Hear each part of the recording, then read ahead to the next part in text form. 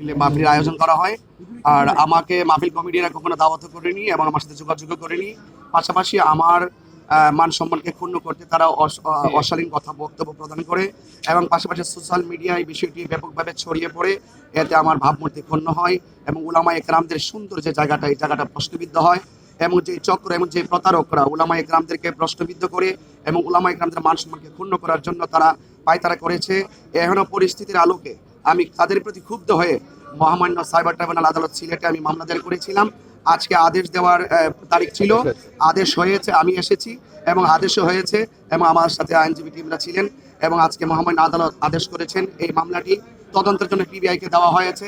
আমি আশা রাখবো যে বা যাহারা কে বা কাহারা যে কোনো ছলনার বশীভূত হয়ে কোনো উলামা একরামদের এই ধর্মীয় জায়গাটাকে প্রশ্নবিদ্ধ করার জন্য উলামা একরামদের বিরুদ্ধে মিথ্যা প্রচারণা প্রপাগান্ডা ছড়াবে এবং হয়রানিমূলক আচরণ করবে এবং উলামা একরামদেরকে প্রশ্নবিদ্ধ করবে, আমি আশা করব পিবিআই সুষ্ঠু তদন্তের মাধ্যমে প্রকৃত আসামিকে এবং প্রকৃত অপরাধী যারা তাদেরকে সুষ্ঠু তদন্তের মাধ্যমে সর্বোচ্চ বিচারের আওতায় আনবে।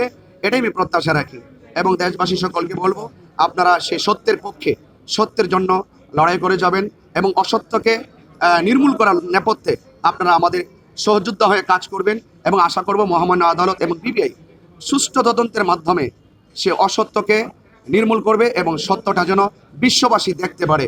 কারণ কোটি কোটি ভক্তবৃন্দ এবং বিশ্বের কাছে আমাকে বিশেষ করে অনলাইনের মাধ্যমে ফেসবুকের মাধ্যমে টুইটারের মাধ্যমে ইত্যাদিভাবে আমাকে মান সম্মানকে ক্ষুণ্ণ করেছে। আমি আশা রাখবো সত্যের উদ্ঘাটন হোক, পিবিআই নিরপেক্ষভাবে অত্যন্ত সুষ্ঠু তদন্তের মাধ্যমে একটি তদন্ত সাপেক্ষে সুন্দর রায় দিবেন, এটাই বিশ্ববাসী এবং আমি ব্যক্তিগতভাবে প্রত্যাশা রাখি। পাশাপাশি এবং আইনজীবী সমিতি যারা রয়েছেন এবং তাদেরকে আমরা পেয়েছি এবং আসলে ব্যক্তিগতভাবে আমি অত্যন্ত অভিভূত। পাশাপাশি ফেসবুক এবং অনলাইনের মাধ্যমে মামলা দায়ের করার পরে যে রেসপন্সিবিলিটি আমি পেয়েছি এবং ফেসবুকের মাধ্যমে যত প্রচারণা হচ্ছে, সকল ফেসবুক শুভাকাঙ্ক্ষী এবং ভক্তিবৃন্দরা শুধু এটাই আশা করে তার সুষ্ঠু বিচার হোক, সেটা আমিও নিজে প্রত্যাশা করি। ইসলামী বক্তা তাহিরি সাহেব মামলা করেছিলেন এবং আজকে আদেশের জন্য ছিল মাননীয় আদালত পুলিশ ব্যুরো ইনভেস্টিগেশনকে অর্থাৎ পিবিআইকে তদন্তের নির্দেশ দিয়েছেন।